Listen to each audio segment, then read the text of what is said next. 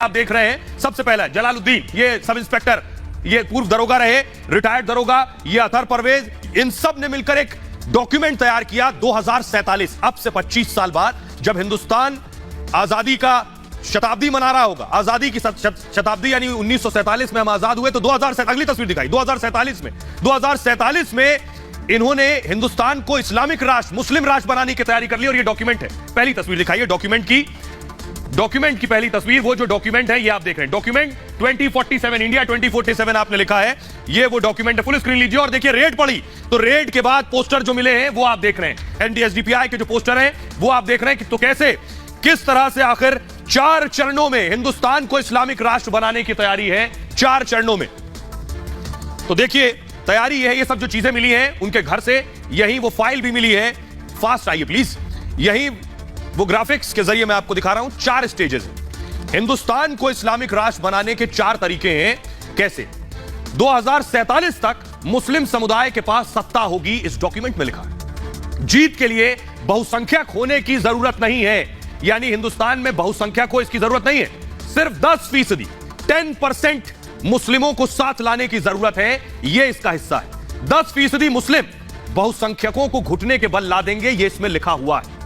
4 चरणों में इस्लामिक शासन का पूरा सपना हो जाएगा, 4 चरणों में। देखिए अब एक एक चरण दिखा रहा हूं। पहला चरण क्या है? पहला चरण यह है कि पहले पीएफआई के झंडे के नीचे मुस्लिमों को एकजुट करेंगे, उसके बाद मुस्लिमों को हथियार चलाने का प्रशिक्षण देना होगा। फिर दूसरा चरण आ जाएगा, ये 2 फेज हो गए, मुसलमानों को हथियार चलाने का प्रशिक्षण दे लिया, ट्रेंड हो गए। अब क्या होना है?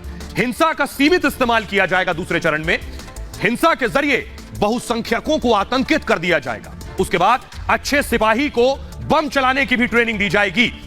इरादे को छिपाने के लिए राष्ट्रीय ध्वज का इस्तेमाल करें। समझिए अब कहां कहां अचानक राष्ट्रीय ध्वज निकल आते हैं, यहां से भी आपको कनेक्ट करना होगा। कार्यपालिका और न्यायपालिका में घुसपैठ करना होगा, यह दूसरे चरण में। ज्यादा से ज्यादा जानकारी जुटानी होगी, यह भी इसमें लिखा है। अब शुरू होगा तीसरा चरण। इस तीसरे चरण में क्या है? एससी, एसटी और ओबीसी से गठजोड़ करना होगा। उसके अलावा आरएसएस और पिछड़े वर्ग में दरार पैदा करनी होगी, यानी आरएसएस पिछड़े वर्ग से दूर हो जाए। आरएसएस को स्वर्ण जातियों के पक्षधर के तौर पर दिखाए, जैसे अभी दिखाने की कोशिश होती है बहुत से लोगों के जरिए कि आरएसएस जो संगठन है ये केवल सवर्णों का संगठन है, उच्च जाति का संगठन है, ऊपरी अगली जातियों के साथ खड़ा होता है। उसके बाद तीसरे चरण में सेक्युलर पार्टियों को भी बदनाम करना होगा, यह भी शामिल।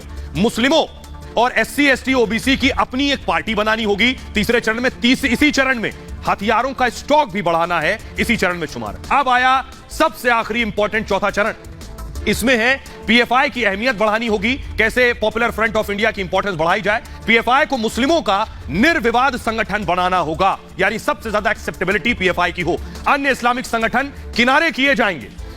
50% एससी, एसटी, ओबीसी का भी विश्वास हासिल करेंगे, और उसके बाद तब राष्ट्रीय स्तर पर सत्ता हासिल करना आसान होगा, यानी मकसद सत्ता हासिल करना। सत्ता के बाद सरकारी तंत्र में अपने लोगों को भेजना होगा, यह शामिल है। ये 4 चरण हो गए। अब इसके बाद आगे क्या होगा यह आपको बताऊंगा, लेकिन उससे पहले ऐसा करते, लेकिन उससे पहले कैसे पूरी साजिश बेनकाब हो गई, आइए मैं आपको दिखाऊं। पीएफआई की साजिश का हिस्सा ये देखिए, ये